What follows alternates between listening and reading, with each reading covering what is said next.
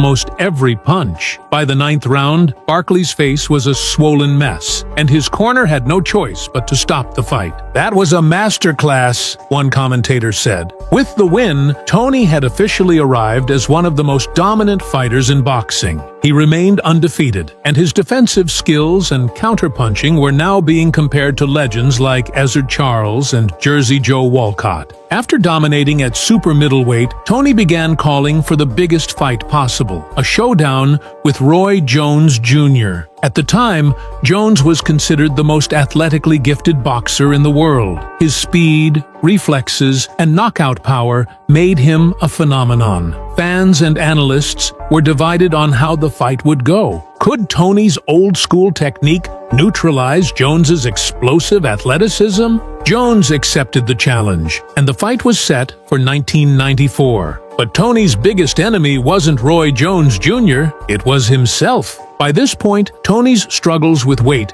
were becoming a serious issue. Between fights, he would balloon up to 200 pounds or more, forcing him to crash diet just to make the 168-pound limit. For the Roy Jones Jr. fight, things got even worse. Toney reportedly had to lose nearly 40 pounds in 6 weeks. To do so, he starved himself, dehydrated his body, and trained while completely drained. "It was the worst camp of my life," Toney admitted later. By fight night, he looked sluggish and off balance, a shadow of his usual self. Roy Jones Jr., on the other hand, was in peak condition and put on a boxing clinic. Jones dropped Toney in the 3rd round and dominated the rest of the fight, winning a lopsided unanimous decision. It was the first official loss of Toney's career, and it wasn't even close. More importantly, it exposed a fatal flaw in Toney's discipline. His raw talent was undeniable, but his lack of professionalism outside the ring was starting to catch up with him. Despite the loss, Toney remained confident. "I'll be back," he said after the fight. "Ain't nobody keeping me down." But the truth was, James Toney would never be the same again. The weight problems, the lack of discipline, and the bad habits that had always been lurking in the background were now threatening to derail his career for good. By 1994, James Toney was considered one of the best pound-for-pound fighters in the world. He had moved up to super middleweight, 168 pounds, and was still undefeated, having dominated Iran Barkley, Reggie Johnson, and Mike McCallum. His slick defense, counterpunching ability, and old-school mentality had drawn comparisons to boxing legends like Ezzard Charles and Jersey Joe Walcott. However, a new star had emerged, Roy Jones Jr. Fast, explosive, and supremely athletic. Jones was widely regarded as the most naturally gifted boxer of his generation.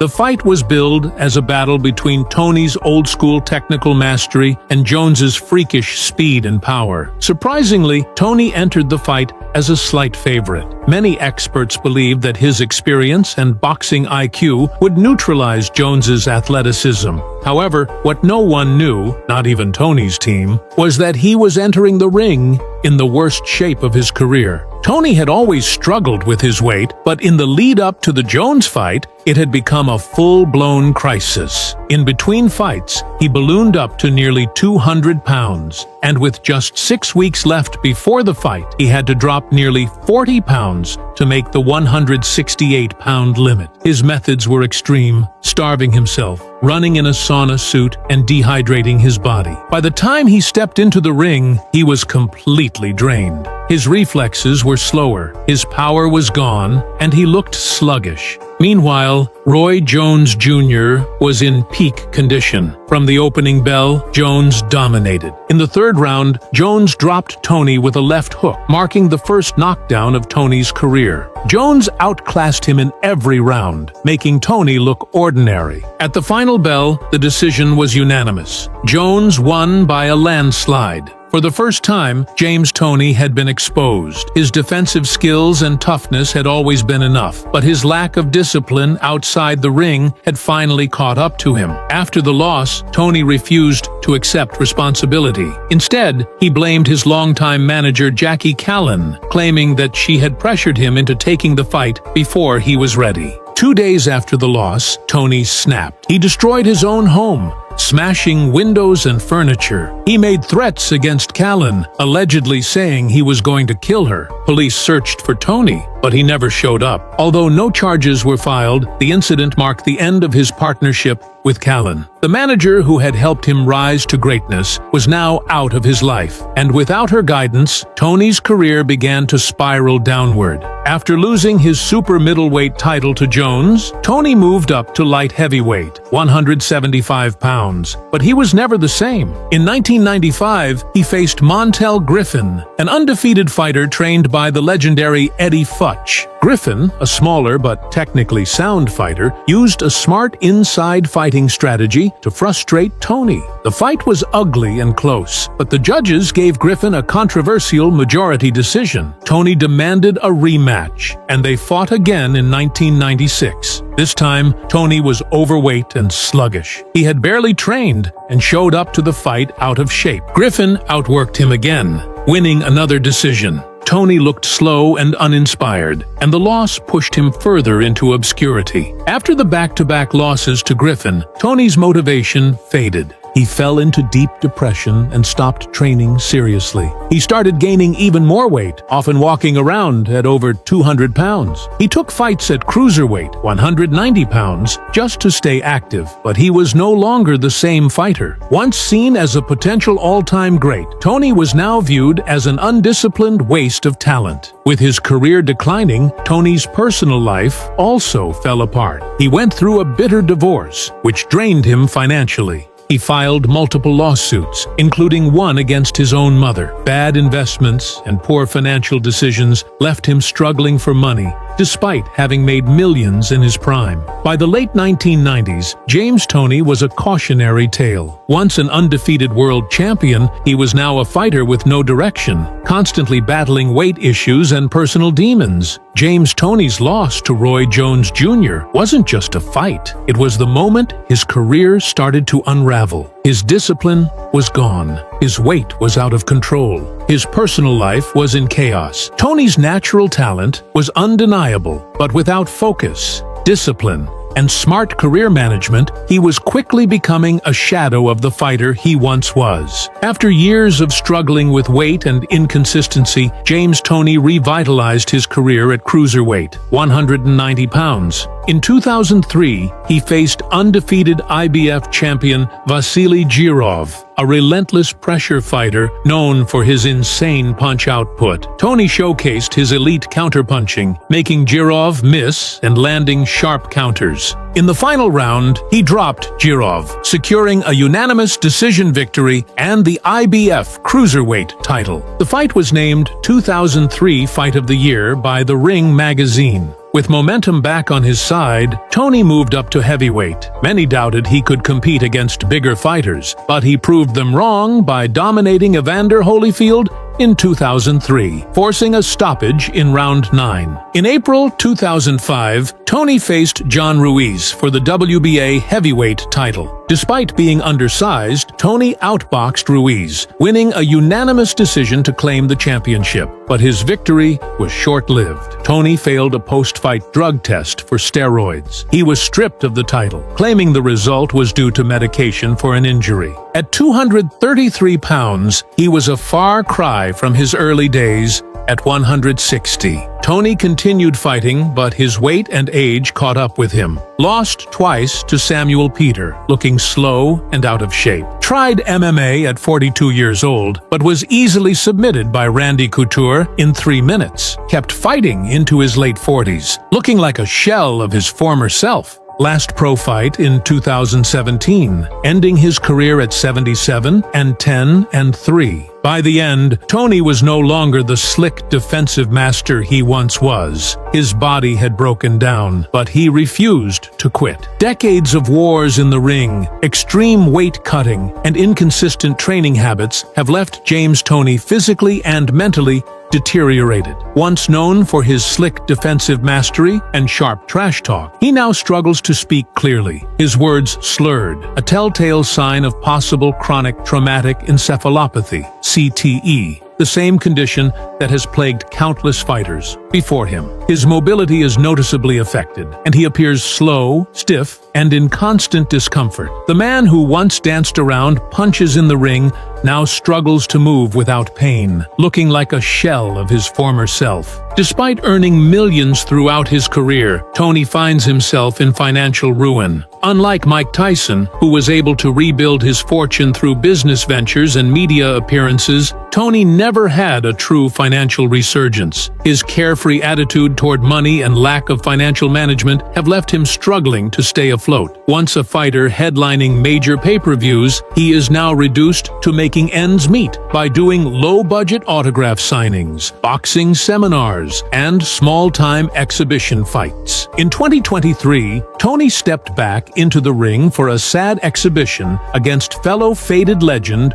Riddick Bowe. Both men looked completely out of shape, moving awkwardly as they tried to relive their glory days. For longtime fans, it was painful to watch. The man who once terrorized elite fighters with his slick defense and vicious counters was now barely able to throw a punch with any real force. He has also battled addiction issues and memory loss, further limiting his public appearances. While many still respect his accomplishments, his legacy has been overshadowed by his post-career struggles. The once feared warrior is now often pitied rather than celebrated, another victim of boxing's unforgiving nature.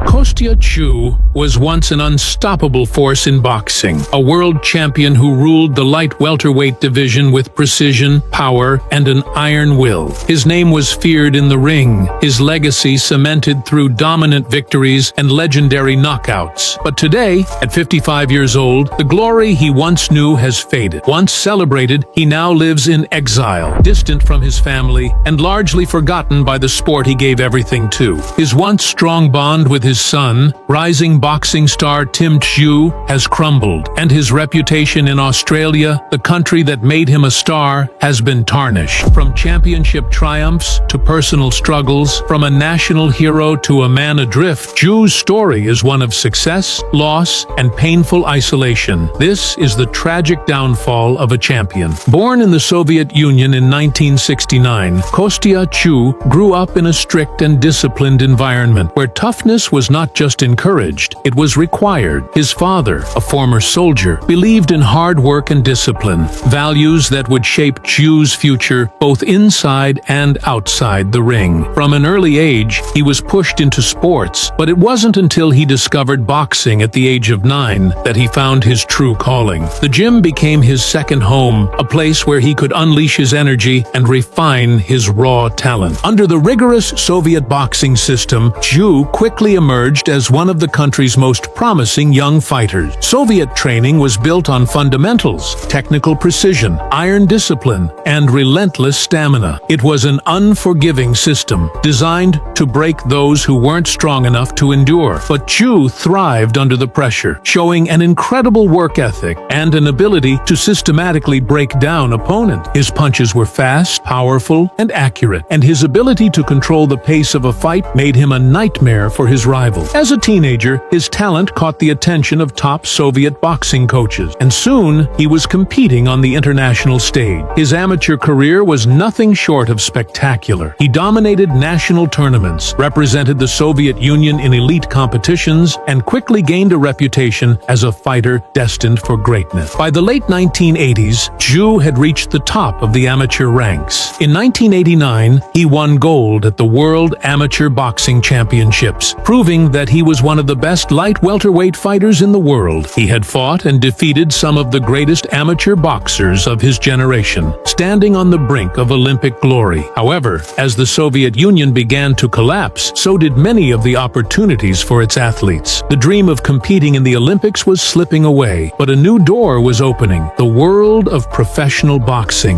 In 1991, Tszyu made a bold and life-altering decision. He left behind his home, his country, and everything he had known, moving to Australia to begin his professional career. It was a huge risk. He was entering unfamiliar territory, in a country where he was a complete unknown. But Tszyu had one goal: to become a world champion. His professional debut came in 1992, and from the very first fight, it was clear that he was something special. He won by knockout, showcasing the same deadly precision and power that had made him a force in the amateur ranks. Fight after fight, he tore through his opponents, his reputation growing with each dominant victory. He fought with a quiet, calculated intensity. No wasted movement, no reckless aggression, just pure skill and power. His right hand became legendary, a weapon that could end fights in an instant. It didn't take long for Chu to climb the ranks. His combination of raw power, technical mastery, and relentless discipline made him one of the most feared fighters in the division. By 1995, just 3 years into his professional career, he was given the opportunity of a lifetime, a world title fight against Jake Rodriguez for the IBF Light Welterweight Championship. The fight was a defining moment for Chu. Under the bright lights, with the world watching, he delivered a masterclass in precision and power, dismantling Rodriguez and stopping him in the 6th round. At just 26 years old, Kostya Chu was a world champion. With the IBF title around his waist, Chu had officially arrived. He was no longer just a talented Russian fighter. He was a global boxing star, embraced by Australia and recognized as one of the best in the world. But for Chu, winning the title was only the beginning. He wasn't interested in being just another champion. He wanted to be the best, to unify the division, to leave behind a legacy that would stand the test of time. Over the next decade, Chu would go on to dominate the light welterweight division, taking on the biggest names and proving himself as one of the greatest fighters of his era. But while his reign as champion was legendary, the sacrifices he made along the way would come at a heavy price. His personal life, his relationships, and his connection to the country that made him a star would slowly begin to unravel, setting the stage for a dramatic and painful downfall. For nearly a decade, Kostya Chu dominated the light welterweight division, establishing himself as one of the most feared and respected champions in boxing history. His combination of speed, precision, and power made him nearly unbeatable, and his relentless work ethic ensured that every opponent who stepped into the ring with him faced a master tactician at the peak of his craft. Chu didn't just win fights. He broke down opponents with calculated efficiency, using a style that was both aggressive and intelligent. After claiming the IBF light welterweight title in 1995, Chu set his sights on unifying the division. He was no longer content with being just a champion. He wanted to be the champion, the undisputed king of 140 pounds. Over the next several years, he took on the best fighters in the division, proving time and time again that he was on a different level. By the year 2000, Chu was already a dominant champion, but he was still missing a defining victory over a legendary name. That opportunity came when he faced Julio Cesar Chavez, a boxing icon and one of Mexico's greatest warriors. Though Chavez was past his prime, he was still dangerous, and many believed that his experience and toughness could trouble Chu. Chu, however, had no interest in letting the fight be competitive. From the opening bell, he asserted his dominance, landing sharp, accurate punches that battered the aging legend. Chavez, known for his granite chin and relentless pressure, was unable to handle the younger, sharper Chu. The fight was a one-sided demolition, with Chu stopping Chavez in the 6th round. The victory was symbolic. Chu had officially taken over as the new king of the division. He had defeated a living legend, proving to the world that he wasn't just a great champion, he was becoming an all-time great. If the win over Chavez proved that Chu was the dominant force in the division, his fight against Zab Judah in 2001 became the defining moment of his career. Judah was an undefeated, flashy young fighter with blistering speed and knockout power. He was seen as the next big superstar, and many thought that he would overwhelm Chu with his athleticism. In the first round, Judah's speed was evident. He landed clean shots, appearing to have an early edge. But Chu, as always, remained composed, studying his opponent and waiting for the right moment. That moment came in the 2nd round. Chu timed Judah's movement perfectly and delivered a devastating right hand that sent Judah crashing to the canvas. Judah tried to get up but was completely disoriented. His legs buckled beneath him in one of the most dramatic knockouts in boxing history. The image of Judah stumbling and falling again, trying to convince the referee he could continue, debut became legendary. The fight was over, and Zhu was now the undisputed light welterweight champion, holding the WBC, WBA, and IBF title. It was one of the most famous knockouts in boxing history, and it cemented Zhu's legacy as a dominant champion. He had taken on the best young fighter in the division and destroyed him with a single punch. It was a reminder that speed and hype meant nothing against precision, timing, and power. After unifying the division, Zhu's reign was briefly halted by injuries. He was forced to take a long layoff, and many questioned whether he would ever return to his championship form. But in 2004, he stepped back into the ring against Sharmba Mitchell, a talented fighter who had been waiting for a rematch ever since Zhu had stopped him years earlier. Mitchell believed that Zhu's time at the top was over. He thought that the champion's body had broken down, that he had lost a step, that his time away from the ring had weakened him. But Zhu had other plans. From the opening bell, he fought like a man determined to remind the world who he was. He dominated the fight, breaking Mitchell down methodically, and stopped him in the third round. It was more than just a victory. It was a statement. Even after injuries, even after time away from the ring, Zhu was still the best. He had erased any doubts, proving that he was still the undisputed king of the division.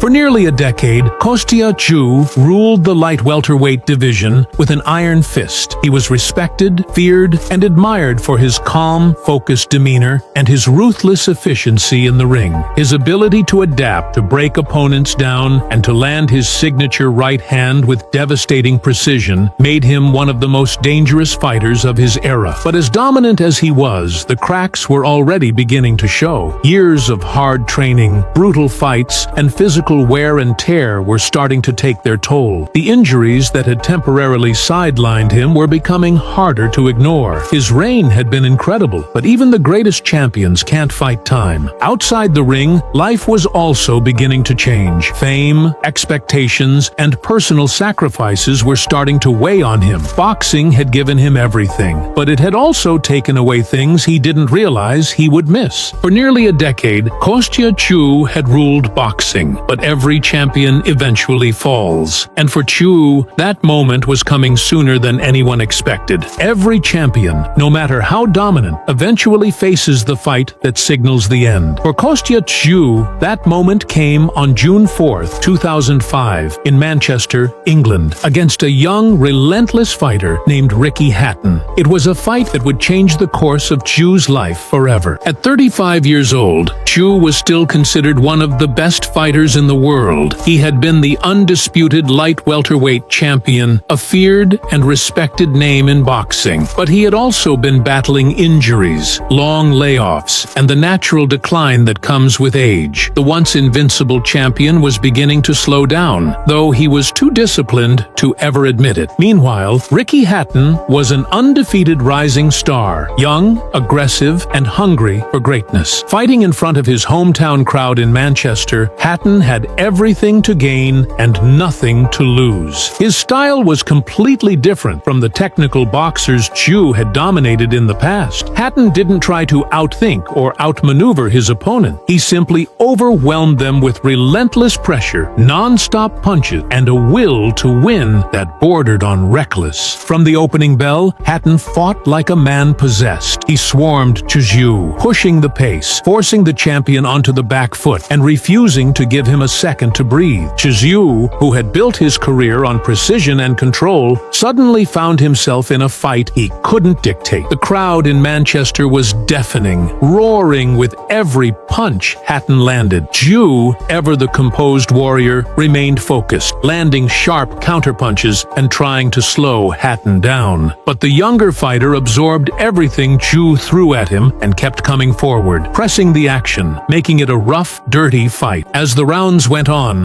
the physical toll on Zhu became apparent. He had taken punishing shots before in his career, but this was different. The relentless pace, the non-stop clinching, the roughhouse tactics. Hatton was breaking him down not just physically, but mentally. By the middle rounds, Zhu's punches had lost some of their snap. His movements were slower. His legendary right hand, which had ended so many fights in the past, couldn't find its mark. By the 11th round, Ju looked like a beaten man. He was still standing, still trying, but the energy was gone. Hatton, sensing that history was within reach, pressed harder, landing brutal body shots and exhausting the champion even further. When the bell rang to start the 12th and final round, something happened that no one expected. Kostya Tszyu never got off his stool. His corner had seen enough. They knew he had nothing left to give. Rather than sending their fighter out for 3 more minutes of punishment, they made the heartbreaking decision to stop the fight. It was the first and only time in Tszyu's career that he had failed to finish a fight. He didn't argue, didn't protest. He simply sat there, exhausted, staring ahead, knowing that his time as a champion had come to an end. At 35 years old,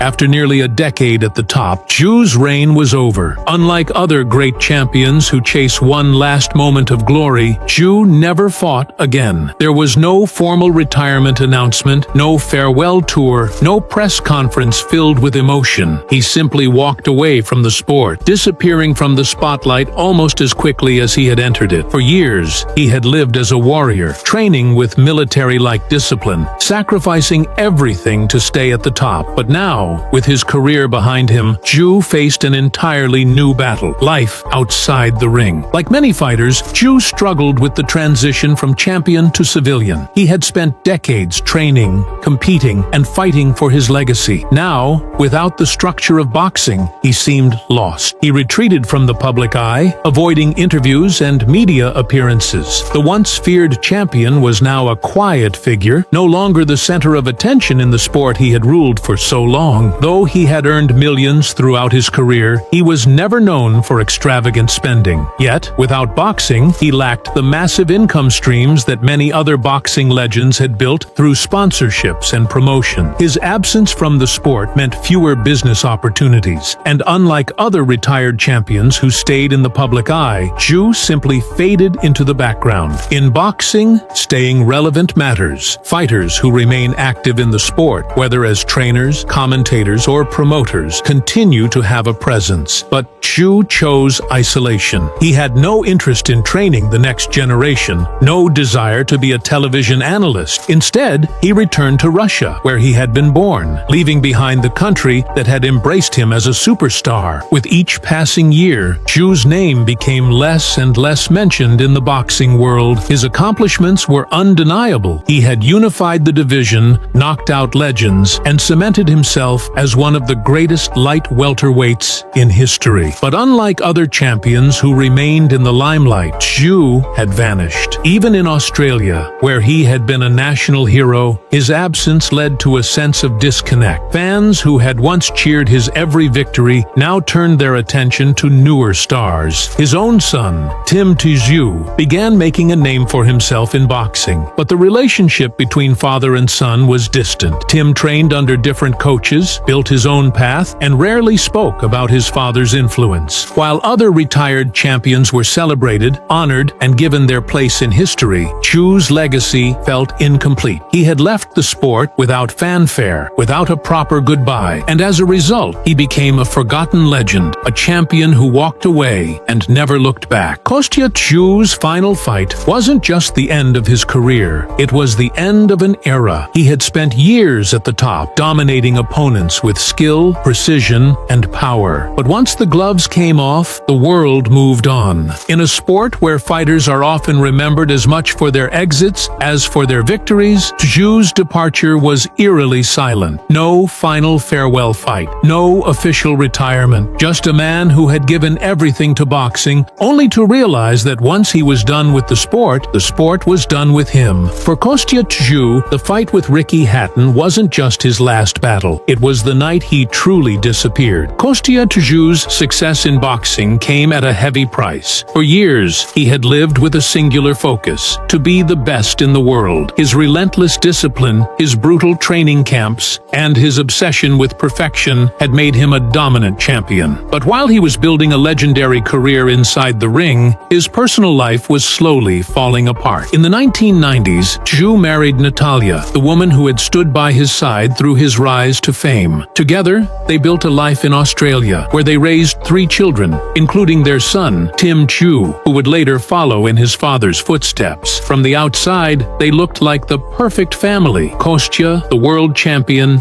and Natalia, the devoted wife. But behind the scenes, boxing had consumed everything. Chu's life revolved around training camps, fights, and media obligations. The same discipline that made him an unbeatable fighter also made him emotionally distant from his family. His obsession with success left little time for anything else. While Natalia raised their children, Chu spent endless hours in the gym preparing for his next fight. When he wasn't training, he was traveling for fights or making appearances. Boxing came first. Family came second. For years, Natalia accepted the sacrifices. She understood what it meant to be the wife of a champion. But as Chu's career came to an end, instead of reconnecting with his family, he began pulling away even further. After retiring in 2005, most expected that Chu would finally settle down, spend more time with his family, and enjoy the life he had built in Australia. But instead, he became more distant than ever. Rather than embracing retirement and focusing on his role as a husband and father, Chu began spending more and more time in Russia, the country of his birth. What started as brief visits turned into long, unexplained absences. He became involved in business ventures in Russia, appearing at boxing events and working with young fighters. But as his time in Russia increased, his presence in Australia faded. His children, especially Tim, were left behind, watching their father drift further away. The young Chu, who had grown up idolizing his father's career, suddenly found himself training without him. Instead of learning from his father, the very man who had once dominated the division, Tim was forced to find his own way. For years, Kostya's absences became a painful reality for the family. Phone calls became less frequent. Visits became rare. It was as if he had slowly disconnected from the life he had built in Australia. By 2008, Natalia had reached her breaking point. She had spent years raising their children largely on her own, holding the family together, while Chu focused on himself. His emotional and physical absence became impossible to ignore. After nearly 20 years of marriage, Natalia filed for divorce, bringing their once strong relationship to an end. For Chu, the divorce was another painful consequence of the life he had chosen. He had given everything to boxing, but in the process, he had lost the people who had mattered most. The discipline, the sacrifices, the relentless drive, it had all been for a career that was now over. And now, with no fights left to win, he found himself alone. Natalia remained in Australia with their children, while Kostya fully relocated to Russia. He had walked away from his boxing career, and now, it seemed, he had walked away from his family too.